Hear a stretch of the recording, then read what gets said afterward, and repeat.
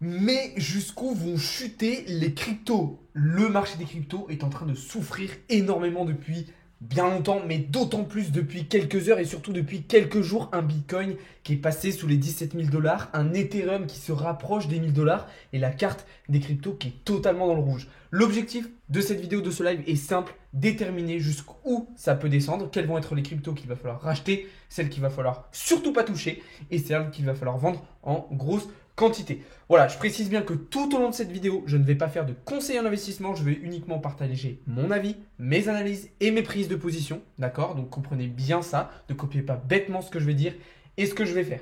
Pour ceux qui ne l'ont pas vu, je vous ai sorti d'une vidéo tout à l'heure sur ma chaîne YouTube, ok, sur ce qui est en train de se passer sur FTX, pour vous résumer un petit peu les actualités. Donc vous pouvez aller la voir dès qu'on aura terminé cette vidéo et ce live. Et on va pouvoir commencer directement. Juste avant ça, je vous invite à vous abonner et à rejoindre le serveur Discord si ce n'est pas déjà fait. Donc comme je vous le disais, un marché dans le rouge, moins 13% sur Bitcoin, moins 22% sur Ethereum, moins 20% sur BNB. Bref, on prend cher. Du côté de l'indice Fear and Greed, on a baissé un petit peu déjà ce matin avec un indice à 29, mais attendez-vous à un indice Fear and Greed qui va plonger dans les jours à venir, qui va plutôt se diriger vers les 20, voire moins, avec clairement un niveau de peur extrême sur le marché. Du côté de l'indicateur Blockchain Whisper, évidemment, les longues ont repris l'avantage du côté des investisseurs particuliers parce que le marché chute, mais c'est vraiment pas une bonne idée et c'est ce qu'on va voir tout de suite. Pour moi, Bitcoin va clairement cracher en direction des 16 000 dollars, voire même en dessous. Il y a trois choses qui me font dire ça. La première, c'est en weekly. D'accord? On va commencer tout de suite par une plus grosse unité de temps. En weekly, vous savez, depuis le début de ce bear market, on a mis en place ce biseau descendant. Le bas de ce biseau descendant, il nous emmène clairement en direction des 16 000 dollars, qui correspond par ailleurs au niveau 0,5 de Fibonacci, au niveau des 16 190 dollars pour être précis.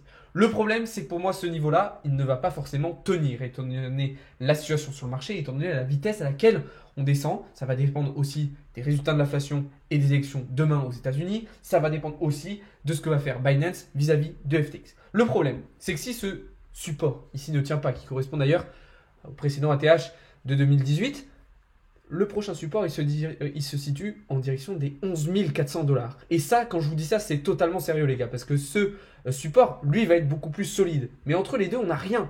On n'a vraiment pas grand-chose. Donc pour moi, Bitcoin, c'est quoi? C'est sûr, on va descendre au moins vers les 16 000 dollars. Si on tient le coup, tant mieux. Sinon, goodbye. Et là, on va chercher bien plus bas en direction des 11 400 dollars. Donc ça peut être très, très, très, très, très violent, les amis. Alors voilà, je ne veux pas être pessimiste, je ne veux pas vous mettre, créer un vent de panique, pas du tout.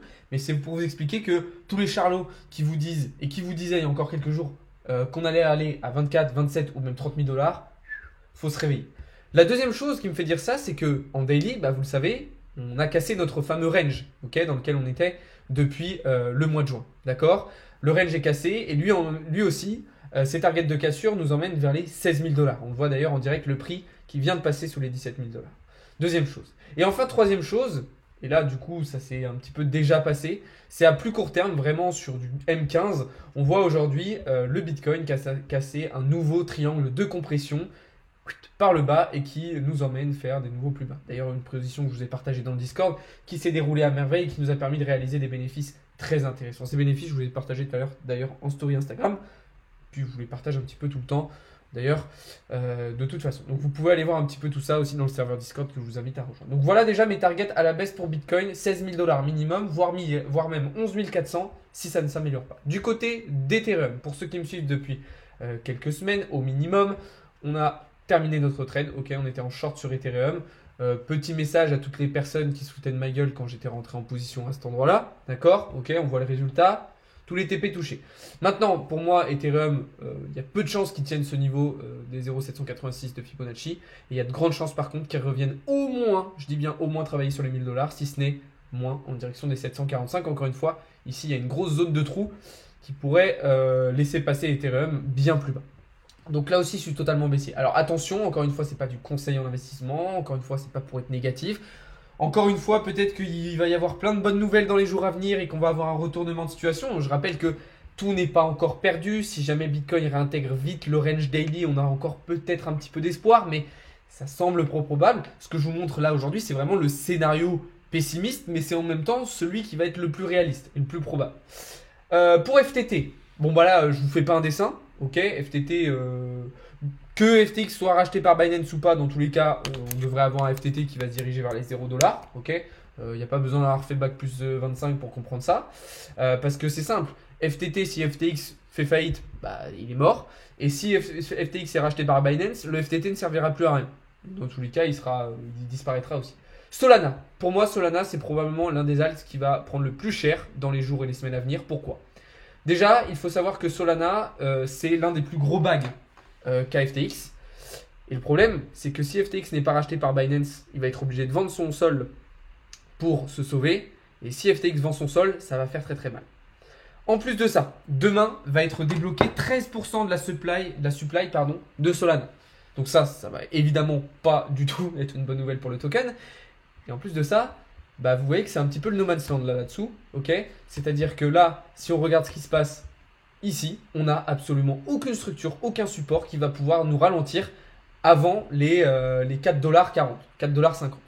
Donc là, on peut assister aussi à une énorme chute du Solana. Mais ce n'est pas la seule.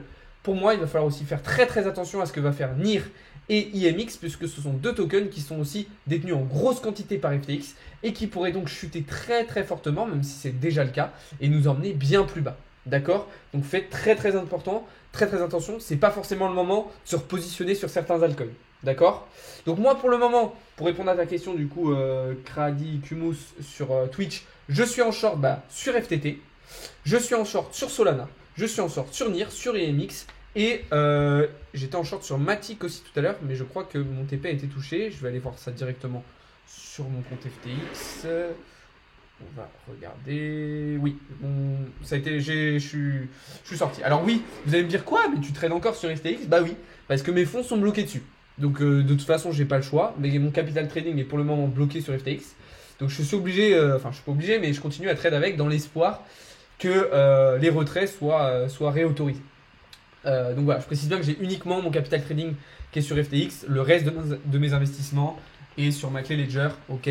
Donc voilà, il n'y a pas de souci de ce point de vue-là. Donc voilà, donc pour moi on va partir très très bas. C'est ce que je vous disais depuis un moment, c'est que dans ces périodes de bear market, oui, il y a des très beaux projets sur les alts. Oui, il y a des altcoins qui ont des projets avec énormément de potentiel, qui sont très intéressants. Le problème, c'est que ça ne suffit pas. On voit même que si le projet est intéressant et a du potentiel, ça peut disparaître du jour au lendemain. Donc, ce qu'il faut faire dans des périodes de bear market, c'est déjà s'exposer le moins possible au marché. Et sur vos prises de position long terme, concentrez-vous sur Bitcoin, Ethereum, stablecoin. Ok? Moi, c'est ce que je fais. Ok? Oui, j'aime beaucoup Avax. Oui, j'aime beaucoup EGLD. Oui, j'aime beaucoup le VET.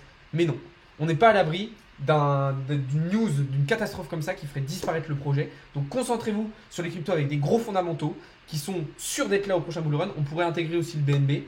Pour moi, aujourd'hui, les trois seuls cryptos qui sont sûrs à 99% d'être présentes au prochain bull run, c'est Bitcoin, Ethereum, BNB. Toutes les autres, pour moi, on n'a absolument aucune certitude sur le fait qu'elles seront présentes ou non lors du prochain bull run. Et ça, c'est très important de le comprendre, les amis. Bon, on va terminer cette vidéo, ce live là. Je vais répondre à quelques-unes de vos questions. D'accord, et puis après je vous laisserai là pour ce soir. J'ai déjà fait 2 lives aujourd'hui. Là je vais sortir une deuxième vidéo YouTube aujourd'hui. Donc je ne vais pas vous noyer d'informations non plus, mais ça me tenait à cœur de vous parler de tout ça. Oui, ça va continuer de descendre, Christian. Tu penses que le BTC va descendre à combien? 16, je l'ai dit tout à l'heure, 16 000 voire même 11 400 $. C'est bien pour recharger. Alors par contre effectivement on va être sur des prix d'achat très intéressants pour investir à long terme. Ça c'est important, mais soyez prudents, pas de FOMO, pas de précipitation. On est dans un mouvement explosif, pas naturel, et ça pourrait être empiré demain avec les résultats de l'inflation américaine, des élections et des news qui vont entourer FTX et Binance. Mais je conseille d'acheter aucun altcoin hormis Ethereum, BNB. Vraiment, c'est quelque chose qui est très très important à comprendre. Donc voilà, XRP pour moi c'est mort les gars. Ouais, 11 400 on pourrait même descendre si le support des 16 000 ne tient pas sur Bitcoin. XRP va remonter avec la SEC. Non, je ne pense pas. XRP est mort aussi pour moi. Tu conseilles quoi comme broker pour un débutant? Pour faire du trading, Camille? Bon alors attendez les gars, on va faire un truc. Pour tous ceux qui sont sur le live, bougez pas. Je vais juste clôturer la vidéo YouTube que je vais vous mettre juste après sur la chaîne YouTube. Et nous on va rester en live pour discuter. Du coup, pour tous ceux qui regardent la vidéo YouTube, merci beaucoup. N'hésitez pas à vous abonner, à lâcher un petit like si la vidéo vous aura plu. Et à rejoindre le serveur Discord, vous avez le lien dans la description. Sur ce, je vous souhaite une très très bonne soirée. On se retrouve dès demain matin. Ciao, c'était Alex de CryptoLearning.